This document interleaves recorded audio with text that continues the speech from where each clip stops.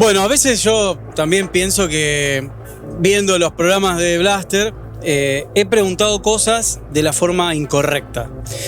Estaba pensando que tendríamos que irnos a la pregunta esa que le habían hecho a Albert Einstein en algún momento, que le preguntaron si él creía en Dios y qué sé yo. Y bueno, él dijo algo que me parece, no voy a citar lo que dijo, tuvo una explicación muy larga, pero él dijo algo que tiene relación con la respuesta a esta inquietud mía de haber preguntado mal las cosas o que tenemos todos de preguntar mal las cosas. Cuando a uno le dicen, ¿pero vos creés en los ovnis? Yo generalmente la pregunta de oro acá siempre, si puedo y hay tiempo, es ¿creés en los hombres de negro? Pero más allá de la creencia, yo creo que un poco, como dijo Albert Einstein, mejor es pensar que creer. La creencia, en realidad, en los ovnis, sería una especie de forma muy cómoda, muy en ese ámbito del control de nuestras propias creencias, que tiene que ver con esperar del fenómeno en sí y no de analizarlo y ver cuál es la incidencia sobre uno. Entonces, pensar en los ovnis es mejor que creer. La próxima vez que tenga que hacer esa pregunta, si mi cerebro, que tiene bastantes problemas acústicos, tengo que tratar de pensar un poquito más en eso antes de preguntarlo de esa manera.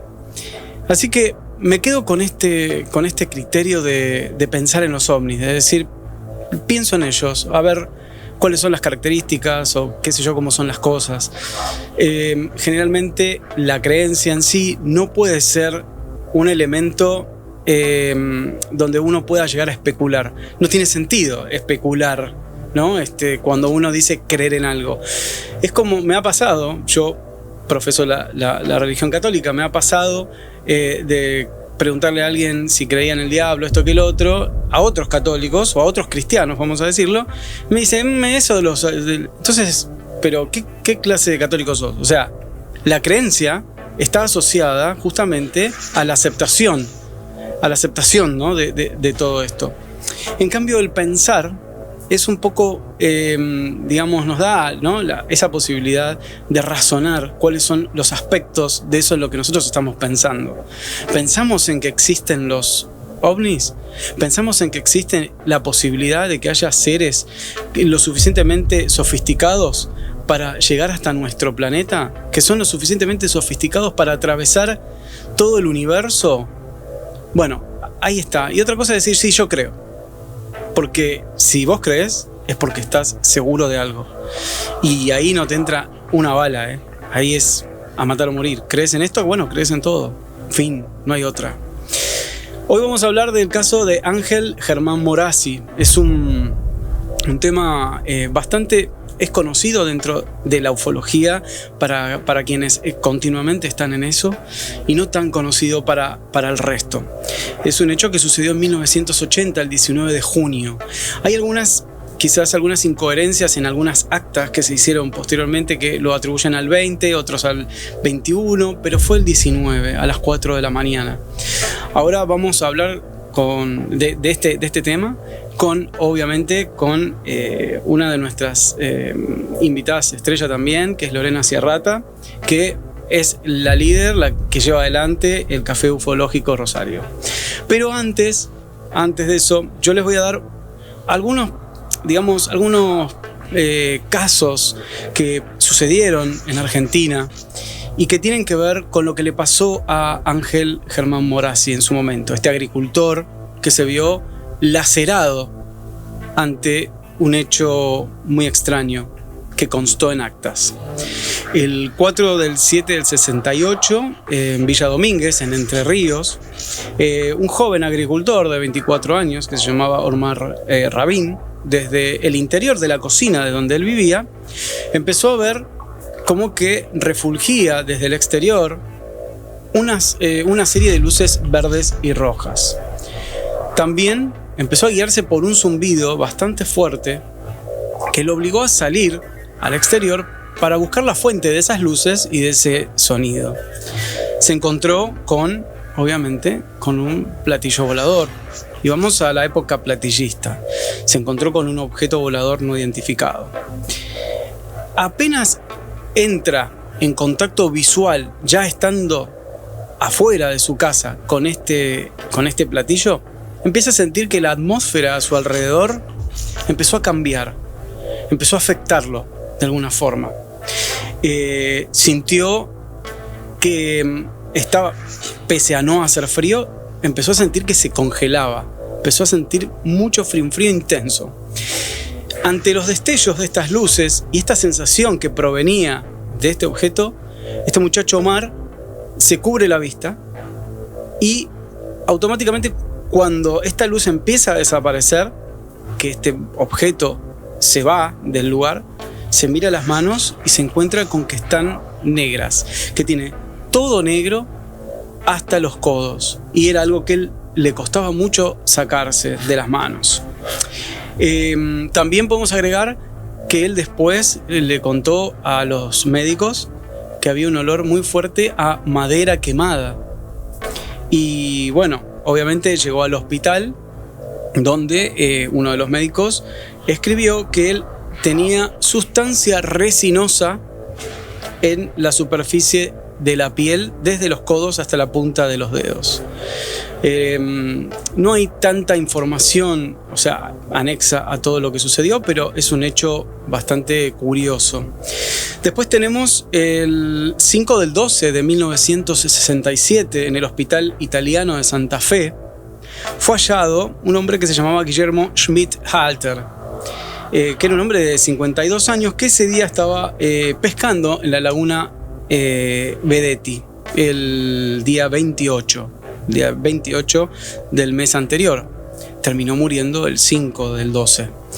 Este hombre fue encontrado ya muerto por los lugareños, pero lo más extraño es que fue encontrado con todo su cuerpo lacerado y quemado, como si hubiera caído arriba de él un cable eléctrico de altísimo voltaje. Ese caso, obviamente, otra vez está notariado, no tiene explicación y al día de hoy no se sabe qué le pasó, porque en las inmediaciones de su bote y donde él tenía su pequeño campamento, no había ningún rastro ni de baterías, ni de camiones eléctricos, y obviamente que no había cables en ningún lado de, digamos, tamaño, o sea, con esa, digamos, cantidad de voltaje como para reducirlo a lo que quedó de este hombre, que obviamente estuvo en coma bastante tiempo hasta que falleció. 26 de junio de 1968. Yo acá estuve extrayendo de los archivos de Héctor Anganuzzi, que fue otro de los pioneros, uno, como yo le digo, los próceres que tuvimos en nuestro país, que han compilado y han analizado muchas cosas ovnilógicas. Bueno, esto sucedió en San Lorenzo, en Santa Fe, en una fábrica de productos químicos, donde Juan José Rakowski, que era un operario, estaba controlando una cuba expuesta al aire libre con una linterna. Estaba comprobando, digamos, los niveles del líquido que tenía ahí. Cuando de golpe él siente que hay como una especie de cambio atmosférico, observa hacia el cielo y automáticamente una luz muy fuerte lo hace perder la conciencia. Cuando él, digamos, empezó a contar después lo que le pasó, porque sus compañeros lo vinieron a ayudar, dijo que primero empezó a sentir, mientras estaba con la linterna, que perdía fuerza, que su cuerpo no estaba respondiendo y que sentía que se le iba a caer la linterna de la mano. Bueno, este hombre tuvo 3 días, esa mano que sostenía la linterna la tuvo paralizada durante 3 días, como si le hubiera dado una descarga eléctrica muy poderosa. Bueno, al principio, cuando despierta de su desmayo, realmente se asustó mucho, se conmocionó porque no podía ver. Había perdido la capacidad de visión, que también fue, digamos, volviendo paulatinamente en el término de las 24 horas posteriores al hecho. Lo que asustó a sus compañeros es que cuando lo ven en el suelo, cuando lo ven desmayado, obviamente no había ovni, no había nada, ya estaba él solo tirado, encuentran que su cuerpo estaba totalmente rojo, su piel estaba roja. No tanto por una cuestión de quemazón, sino más bien porque en la superficie de su piel se habían roto varios vasos sanguíneos. Y sus ojos, según lo que estos chicos, sus compañeros, dijeron, los ojos de él estaban casi saliéndose de las órbitas. Es bastante complejo el estado en el que lo encontraron y bastante inexplicable. Vamos a las 2 de la madrugada, ¿no? Un 20 de septiembre de 1971. Osvaldo José D'Annunzio era un muchacho de 19 años que volvía de la casa de su novia. Baja del autobús y cuando está caminando hacia su casa, en la provincia, advierte un destello muy fuerte. Y en el medio de ese destello ve que hay un ovni triangular. Estamos hablando de 1971, ¿sí? Ojo con ese detalle. Un ovni triangular azul que tenía una fuga de fuego desde uno de sus ángulos. Podemos pensar que es un vehículo, podemos pensar que es el prototipo del avión experimental norteamericano, podemos pensar muchas cosas. El ovni descendió en un campo a 500 metros de donde estaba él. El tema es que cuando el ovni empieza a descender, él siente que empieza a paralizarse sus brazos y sus dedos. A duras penas llegó a su casa y como no podía mover las manos, golpeó la puerta, con las piernas, ¿no? El doctor Adalberti, que es quien lo atiende, observa su piel y escribe y después declara que parecía que este muchacho había estado 24 horas expuesto al sol por cómo tenía la piel. Desde el hombro hasta los dedos tenía totalmente morado los brazos y empezó a tener una caída de cabello y de vello tanto de sus brazos como de su cabeza, que después fue menguando. Hubo un ingeniero en ese momento que se llamaba Walter Dove, profesor de la Universidad del Sur, destacado por trabajos en cohetería y, ingeniero. Fue al lugar y constató, y lo dijo públicamente, que en ese lugar se posó algún vehículo que tenía ignición de combustible y que había dejado su marca sobre el terreno. Bueno, esto es una especie de revisión de muchos casos aledaños que sucedieron y que ahora vamos a profundizar en uno de ellos junto con Lorena Ciarrata. Así que no sé si la tenemos a Lore ahí en comunicación. ¡Qué grande, Lore! ¿Cómo estás? ¿Todo bien? Todo bien, ¿cómo estás, Germán? Gracias por la invitación y un abrazo enorme a toda tu teleaudiencia. Bueno, muchas gracias. Gracias a vos por haber querido estar, te perseguí un tiempo también. Vemos que atrás está muy distinto a la última vez. Ahora están todos los libros, impresionante cómo están puestos, me encanta. Ah, claro, porque tengo eco, no sé si ustedes me escuchan bien. Sí, te escuchamos bien. Bárbaro. Sí, ya estoy instalada. Claro, porque la otra vez te habías mudado, me acuerdo que me contaste.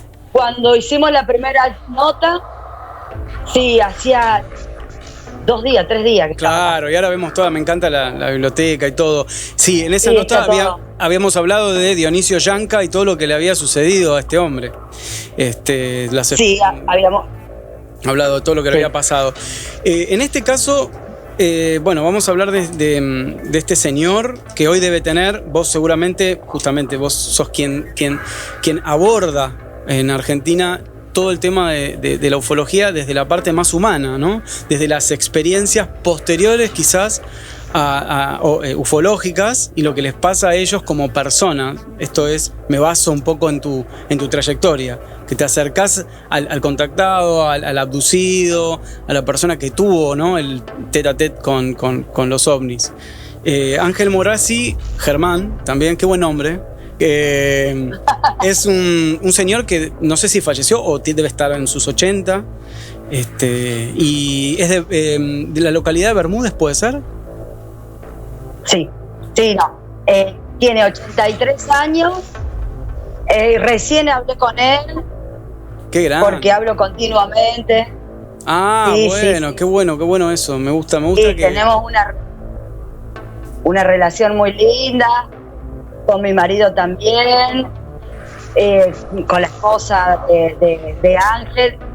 Y antes de arrancar, bueno, les mando un beso enorme tanto a Ángel como a Norma y a toda la familia. Perfecto. Y eso es parte de tu rol ufológico, que es el de confraternizar con esta gente y escuchar, ¿no?, todo lo que les pasó y tratar de darle su espacio, porque yo, o sea, promediando los 50 años, soy una persona que se crió leyendo muchos libros y revistas en donde a partir de lo que les pasa en las publicaciones siempre es muy poquito de su vida, un par de pantallazos y de cosas que a veces a uno le gustaría saber qué pasó en el derrotero de esa persona, como nos ha contado en su momento también el señor Armando Valdés, que nos contó cómo fue el después de todo.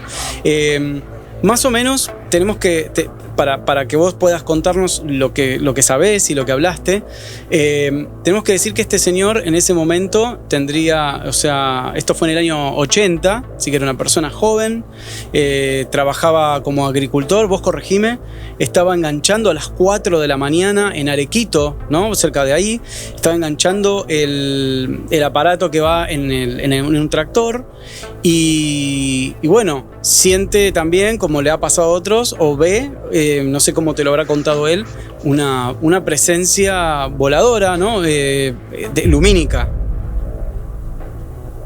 Sí, este caso sucedió el 20 de junio de 1980.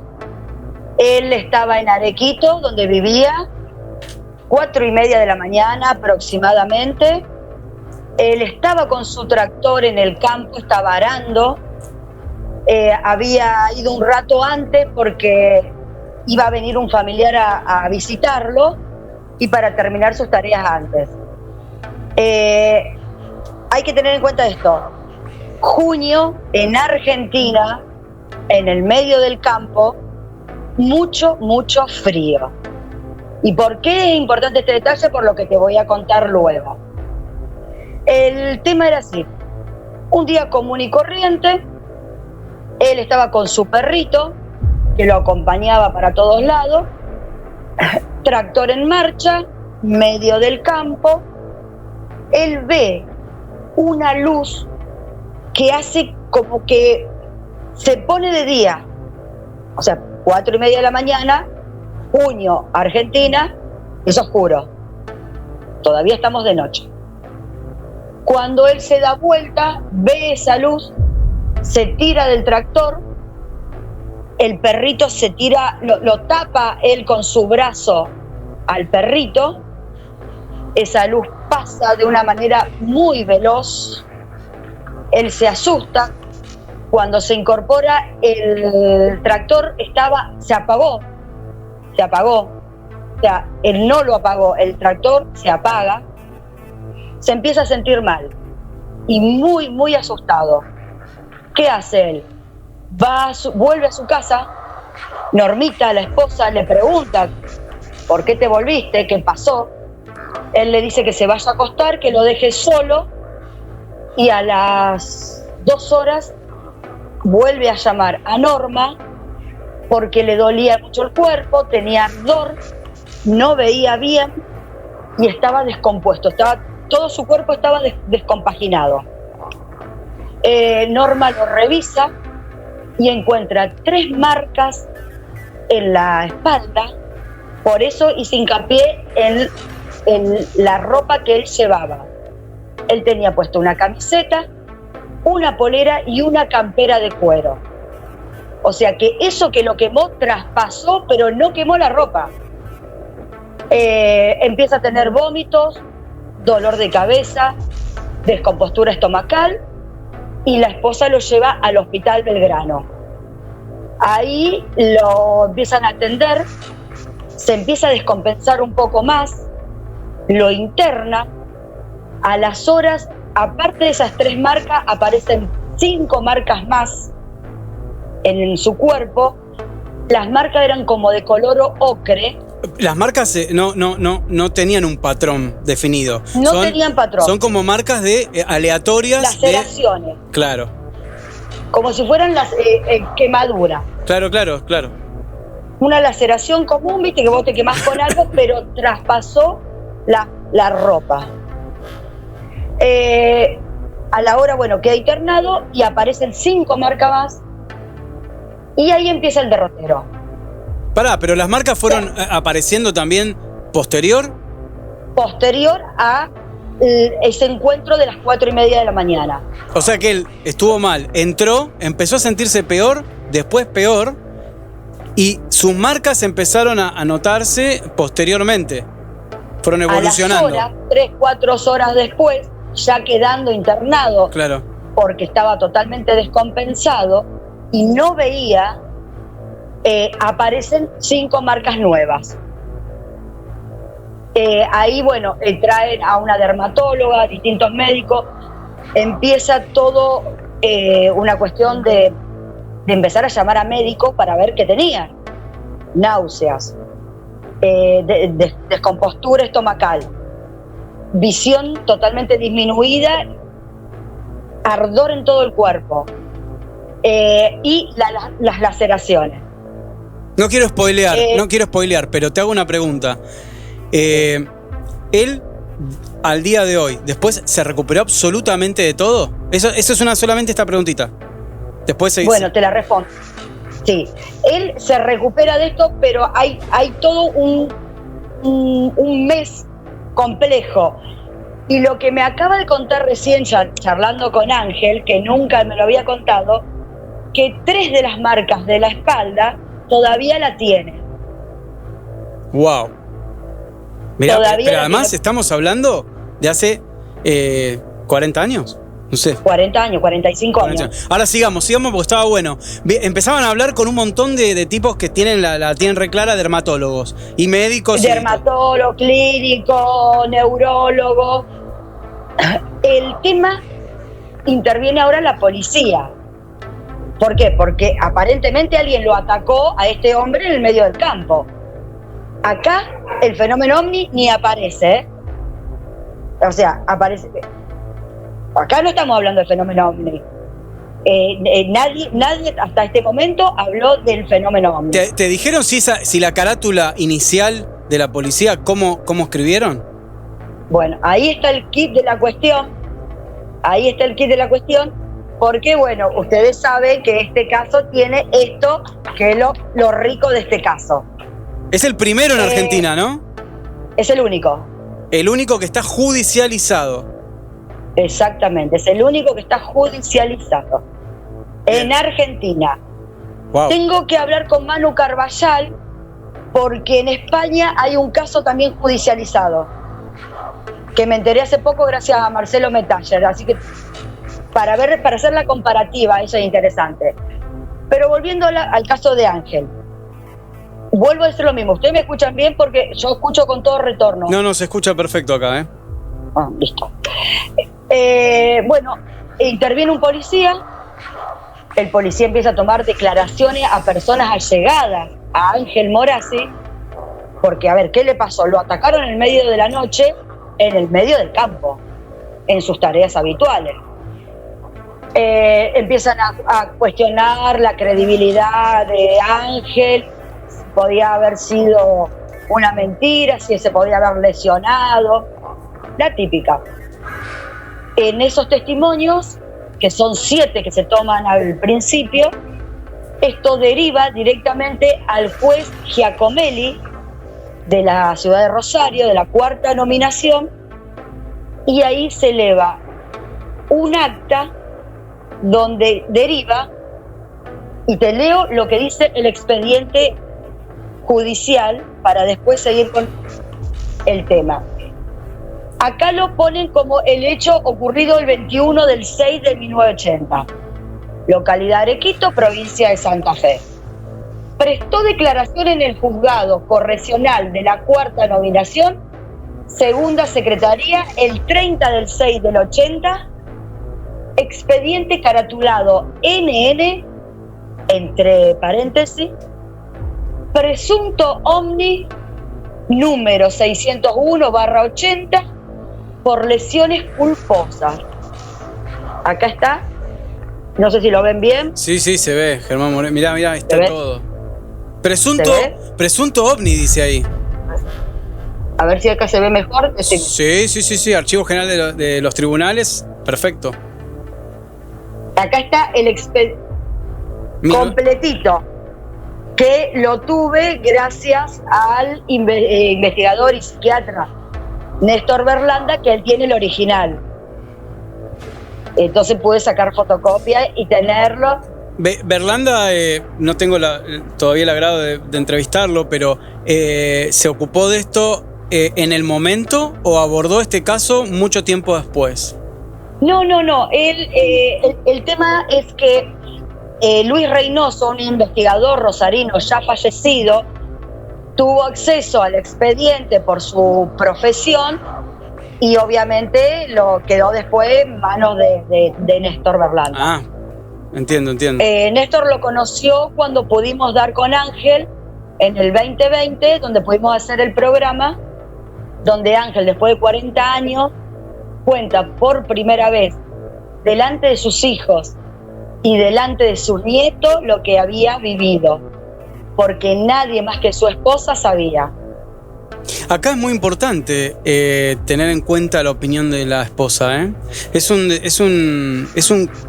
digamos, una declaración sumamente importante, porque en sí a la persona que le pasa, bueno, le pasa y tiene una objetividad parcial, pero quien ve a la persona, quien la asiste en primera instancia, es esta señora. Exactamente. ¿Por qué a mí me interesa siempre hacer contacto también con la familia? Porque hay muchos datos que el mismo testigo a veces olvida, omite. En cambio, la familia a veces tiene otro recuerdo y te abre una perspectiva más amplia. Claro. Sí, además es emocional lo primero que tiene la persona. Es es emocional. Entonces, la otra persona, o sea, el que está al lado, observa todo lo que está sucediendo. O sea. Exactamente. De hecho, Norma fue la que le dijo a Ángel: contale a Lorena que todavía tenés las 3 marcas en la piel. Mirá vos, claro. Por eso es muy importante. Y no solo, tener esa confianza genuina con la familia. ¿Vos pensás que de lo que vos sabés y de las personas que has conocido hasta ahora, vos decís que la pareja de alguien le resultaría difícil aceptar un testimonio de alguien que convive, que le ha sucedido una cosa así? ¿O por ahí es algo superficial que uno dice, sí, te creo, ¿cómo no te va a creer? Seguramente fue un ovni el que te lastimó o hubo un humanoide que te hizo algo y está todo bien.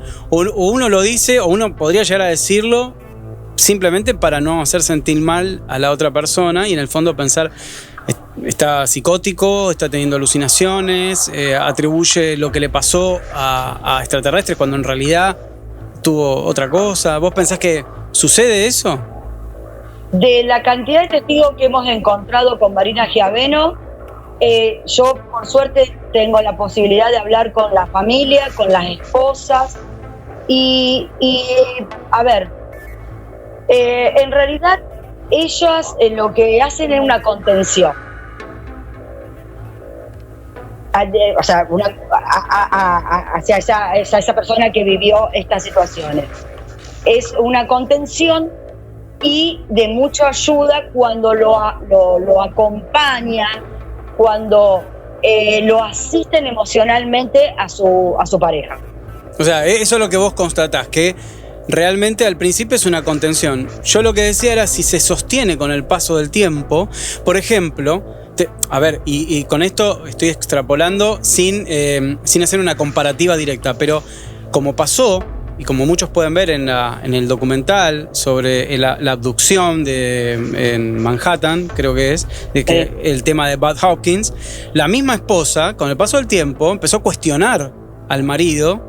Y al principio estaban juntos en todo y después empezó a pensar que no, que había otras cosas atrás de todo eso y que en cierta forma estaban equivocados o su marido estaba razonando en cosas que eran improbables. Quiero decir, es muy importante para la persona que le pasó algo que la pareja crea en él o en ella, pero en el fondo las parejas realmente creen que les pasó algo, digamos, paranormal, que les pasó algo más allá del común, o simplemente lo pueden llegar a decir para contener a la víctima. Por eso digo... Mira, yo de todas las que he hablado, creen fehacientemente que el marido vivió alguna situación extraña. Bien. Y he hablado con varias esposas. En este caso, esta señora apoya que nunca le podría haber pasado absolutamente nada más que una cosa como esa, porque era imposible. Exactamente. Igual siempre es mejor tratar de esta pregunta que la contestar a lo mejor las esposas, porque pueden hacer un panorama más amplio. Pero de mis charlas con ellas, están convencidas que sus parejas vivieron algo extraño. ¿En esa zona se acostumbró a ver objetos voladores? A ver, en realidad en ese lugar no.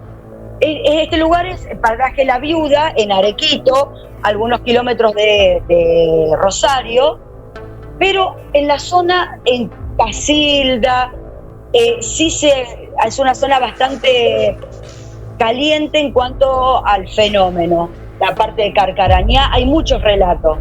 Hay un libro muy interesante que se llama Tras las huellas de los ovnis, que es de Luis Reynoso, como te decía, que son casos santafesinos, y vas a encontrar muchos relatos interesantes.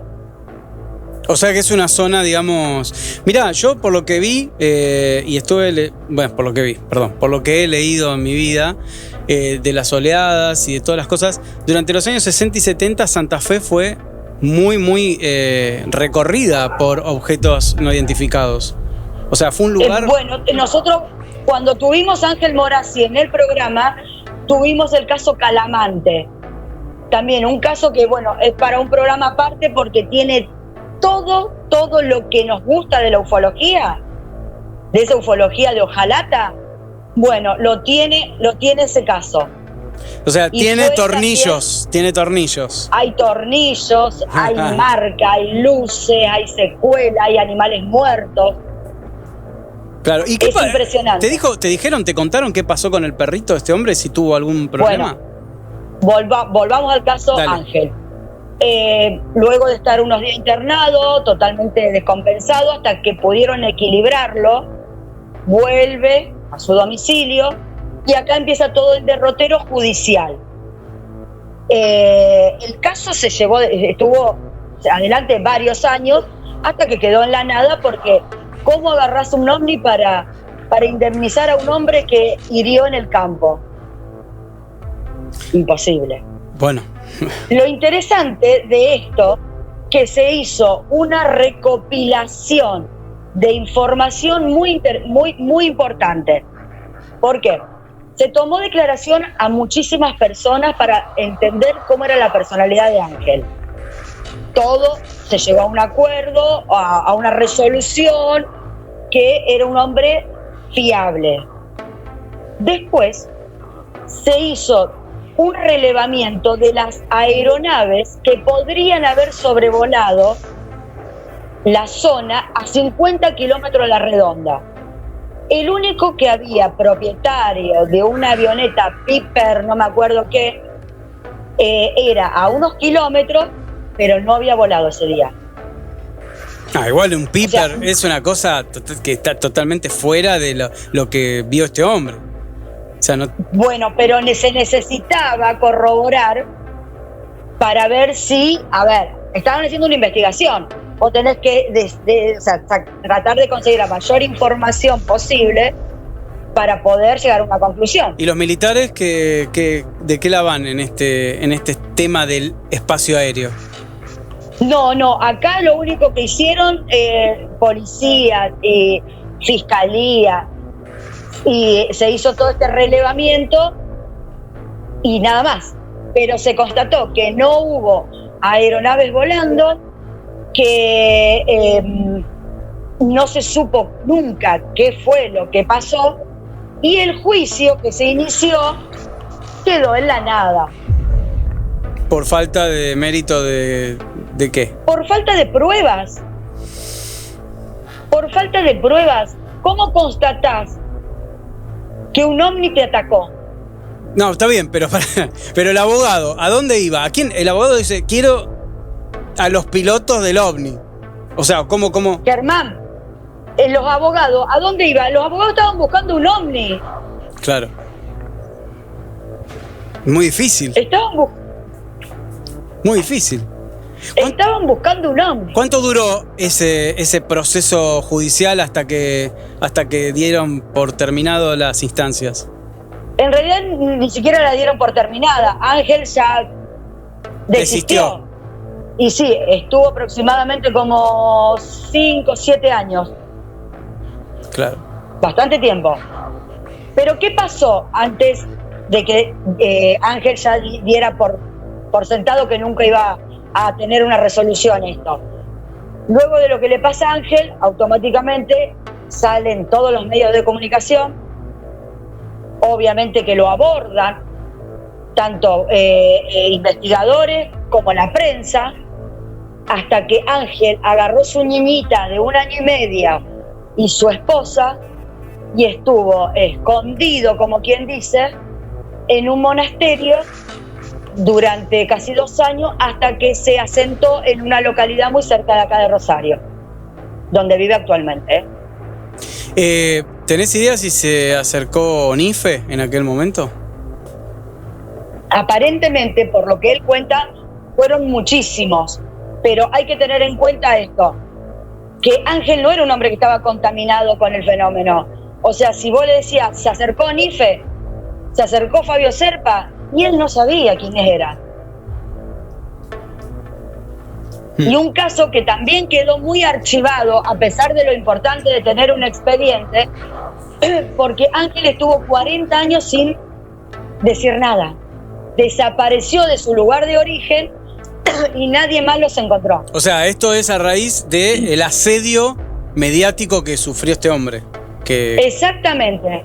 ¿Qué tiene que ver con todo lo que eran las oleadas?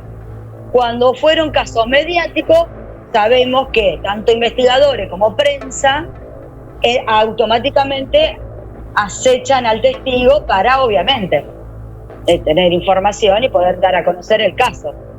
El tema que el miedo que tenía Ángel, el miedo que tenía Norma, y tenían una beba de 1 año y medio, te imaginás, se fueron. No, y acá entro ya en otros pormenores de todo esto, que no sé si sabrás o no, pero ellos después en su vida normal no tuvieron ningún factor, digamos, sobrenatural para destacar, digamos, alguna cosa en especial. Mira, yo siempre cuento lo que el testigo se animó a contar públicamente. Después, por ejemplo, las conversaciones privadas que pueden ir por ese lado, pero que el testigo no lo dijo cuando lo tuvimos en el programa, yo no lo digo. Ok, se entiende. Por respeto, siempre por respeto al testigo. No, perfecto. Lo que te puedo compartir, que sí Ángel lo dijo cuando lo tuvimos de manera presencial en el café junto con Dionisio, es que su sistema nervioso cambió. ¿Para bien o mal?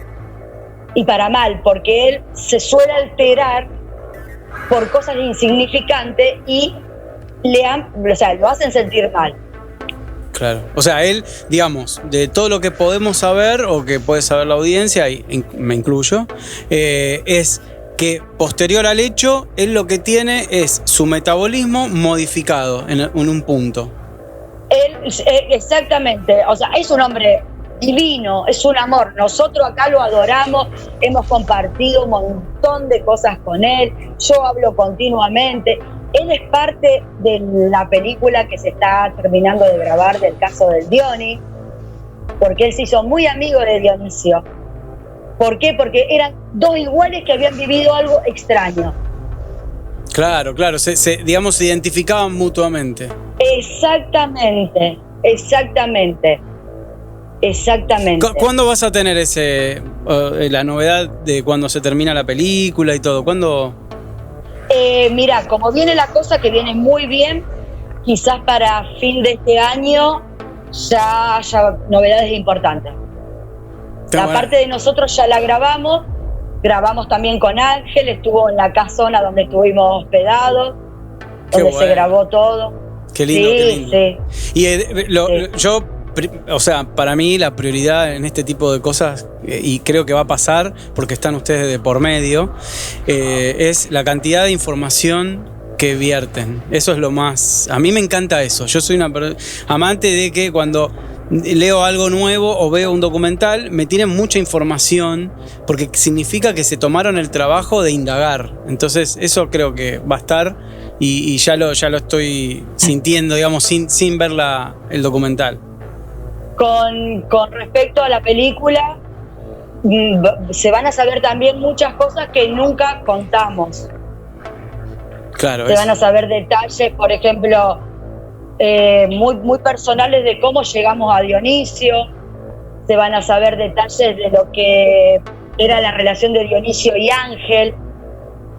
Cuestiones que pasaron. Claro, entre ellos dos está explícito ahí en el documental. Y más allá de otras cosas, ¿no? ¿Analizaron el tema de, en ese momento, si estaba nublado, si estaba el cielo despejado? Además de que vos estabas hablando de que hacía frío. No, era una noche amplia, llena de estrellas, hermoso, totalmente despejado, con mucho frío, como te estoy diciendo, en el medio del campo. Y después nunca habló Ángel ni de olores, ni de sonidos extraños, ni del ruido blanco, como a veces se dice, o el otro ruido, el ruido de las abejas. De los zumbidos. Nada. El zumbido, nada. ¿Llegó a observar la luminosidad o simplemente la sintió? Si él lo que ve cuando levanta la vista es esa luz que se aproxima, que lo enceguece, y eso hace que su ojo no viera de ese ojo y el otro le quedara nublado. Claro. Pero pasó con una velocidad tan rápida que él no sabe en qué segundo desapareció, cómo fue todo. Porque él se tira al piso y se tapa. Y tapa al perrito. El perrito, que vos me preguntabas recién, le quedó una marca en forma de V, donde Ángel tenía apoyado sobre el lomo del perro. Y lo más triste de todo esto de que el perro a los días desapareció y nunca más se supo nada. O sea, no se sabe si lo mató un auto, si se murió el perro, no se sabe nada, no se supo nada. Muy extraño eso también, ¿no? Porque generalmente los perros que viven esta realidad, no sé cómo se diría, agropecuaria, no sé. O sea, son perros muy fieles a su lugar, no se escapan, ¿no? Exactamente, son perros que conocen muy bien el terreno, son muy fieles a sus dueños y van y vienen donde va el propietario del perro. Claro, qué raro, ¿no? Sí. ¿En algún lugar leíste o se habló o te comentaron sobre radioactividad? Tampoco. A ver, todo lo que a veces se habla de estos casos que pertenecen a una oleada en particular, por eso siempre es lindo hablar con el testigo, tiene muchos condimentos que se lo pone el investigador de turno o los investigadores de turno. Hablar de radioactividad en esa época era muy común. Ahora, ¿hay una constancia que diga que de verdad hubo radioactividad? No, Claro, eso para mí es importante. Por ejemplo, en este archivo que es inmenso, están las historias clínicas donde los dermatólogos decían que tenían quemaduras, sin saber de dónde venían las quemaduras. Pero eran quemaduras color ocre. También me hace acordar un poco, o sea, pero no por todo lo que sufrió. ¿Te acordás del caso de Eugenio Douglas? Muy Sí. comentado. Que también llegó con unas escoriaciones y con cierta Exacto. erupción en su piel al haber estado frente a un rayo que supuestamente fue efectuado por alienígenas en su. Sí. Más que por él vio una especie de formato metálico parecido a un automóvil en aquel momento, y después dos figuras. Esto igual es un caso. Claro, sí, del humanoide. Claro, es un caso terriblemente Sí. complejo, muy extraño y que tiene mucha carga psicológica. Pero bueno, él también habló sobre eso. Bueno, vos recién estabas nombrando unos casos donde hubo una persona muerta por quemadura. Sí. Bueno, no sé si conoces el caso de Arcesio Bermúdez, un caso colombiano, que nosotros pudimos tener a uno de los testigos principales hace un par de años en el canal Demonio de Carlos Yurchuk, donde el testigo ocular termina muerto a los 3-4 días. Es un caso complejo. ¿Lo que te acordás cómo es? Lo que te acuerdes. Sí. Arcesio Bermúdez era un hombre muy preparado físicamente, que en los veranos llevaba a sus sobrinos a la estancia, a la finca donde vivía, en Anomaila. Siempre lo digo al revés. Anomaila. Es un caso colombiano. Estaba en el medio de la noche y ven una luz entre los árboles.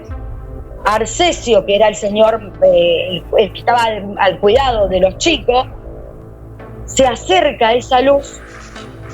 Estaban los sobrinos, el más grande era Mauricio Ñeco, que es con quien pudimos hacer contacto y tenerlo en el programa. Se asustan, esa luz queda ahí mucho tiempo, hasta que desaparece. Y Arcesio dijo, estos son marcianos, pensó todo eso, se acuesta, totalmente descompensado. Al otro día tienen que interrumpir estas vacaciones, lo llevan al sanatorio y a los 4 o 5 días era tan grande la descompensación que murió. Se dice, pero no hay constancia de eso, por lo que Mauricio Ñeco, que fue uno de los testigos principales, con 13 años, que nos contó, que luego el cuerpo lo hicieron desaparecer.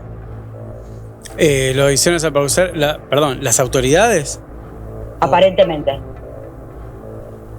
Bueno, nos ponemos conspiranoicos, empezamos a pensar si no hay alguna mano humana en todo esto, ¿no? O sea, algún desarrollo militar, alguna cosa extraña en donde podamos llegar a pensar que esto es un efecto colateral de algo desarrollado en nuestro planeta. También podremos. Totalmente, y acá podemos hacer alusión a tus famosos hombres de negro.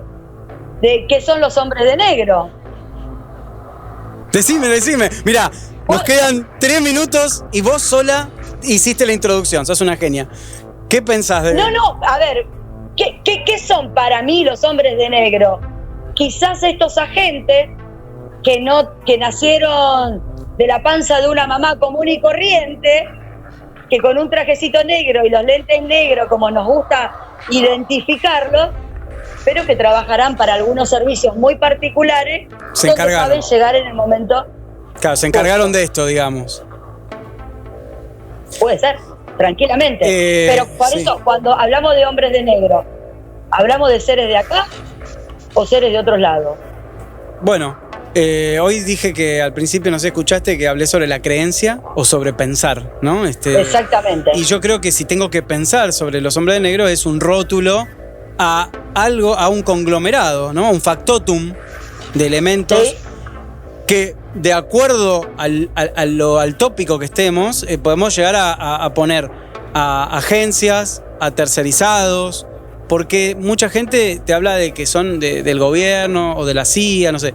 Pero también hay otros intereses de otras personas. No es simplemente los gobiernos hay otros intereses. Hoy por hoy, con todo lo que está sucediendo a nivel con este hombre Jack Barber, por ejemplo, que trabajó acarreando elementos secuestrados de ovnis caídos o lo que sea, está trabajando para empresas privadas que están nutriendo al Estado norteamericano de esos elementos. Entonces, también hay un espionaje industrial muy importante y ahí también están estos hombres de negro, y lo podemos llamar hombres de negro, ¿no? Y también podemos adjudicarlo a algo que no son de este plano. Pasa que yo no... ¿Por qué no? No, sí. Lo que pasa es que yo con vos, yo tengo como pienso que vos de alguna forma pensás como yo y sos de racionalizar las cosas. Entonces digo, si yo te tiro que son algo un poco más allá de lo conocido, por ahí vos me vas a decir, no. Entonces tenía mi preconcepto tuyo, digo, no, Lorena me va a sacar volando si le digo eso, pero vos... No, para nada. ¿Por qué? ¿Sabés por qué?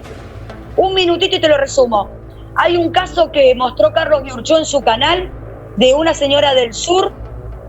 Búsquenlo a ese caso, creo que nos lo contó, que se aunan en una sola figura. Exactamente. Sí. Entonces, ¿quién soy yo de acá, del lugar cómodo de mi casa, poder desmentir la vivencia de esa señora? No, claro que no. Bueno, pero además, históricamente tenemos un montón de casos que uno, porque los ve en un libro o en una revista o en Cuarta Dimensión, no sé qué, hoy por hoy mucha gente los denosta, los denigra, cuando en realidad fueron percepciones bastante puntuales y muchos muy bien documentadas por varios miembros como hombres de negro que se han presentado, y vos lo habrás leído, en casas de testigos de ovnis y que han tenido comportamientos muy extraños y comportamientos que no eran netamente humanos.